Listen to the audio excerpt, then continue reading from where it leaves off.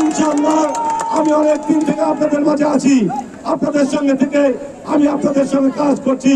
যখন এখানে এসেছি, যত কষ্ট থাক দুঃখ থাক, আপনারা যে ভালোবাসা দিয়েছেন, যেভাবে আমাকে গ্রহণ করেছেন, আপনাদের ঋণ আমি কোনোদিনও শোধ করতে পারবো না।